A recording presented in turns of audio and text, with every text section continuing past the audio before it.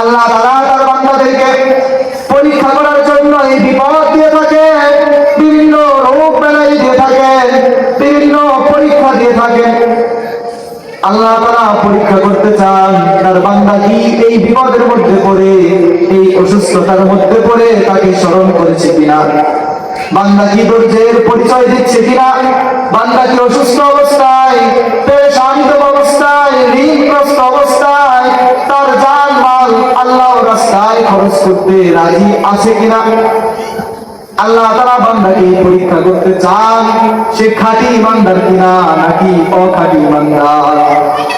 এই পরীক্ষা দিয়ে আল্লাহ তাআলা বান্দাকে এগুলো যাচাই বাছাই করেন।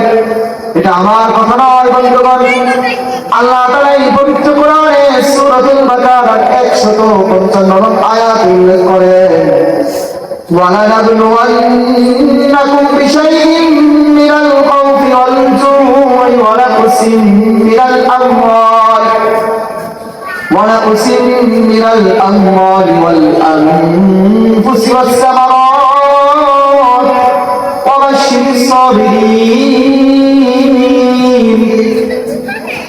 মহান আল্লাহ তাআলা বলতেছেন, আমি অবশ্যই তোমাদেরকে পরীক্ষা করব, কখনো ভয় ভীতি দ্বারা, কখনো ক্ষুধার দ্বারা, কখনো জান মালের ক্ষতির দ্বারা, কখনো ফল ফসলের ক্ষতির দ্বারা তোমাদেরকে আমি পরীক্ষা করব। অবশ্যই সাবিরিন, তাদেরকে সুসংবাদ দাও যারা ধৈর্যের পরিচয় দেয়।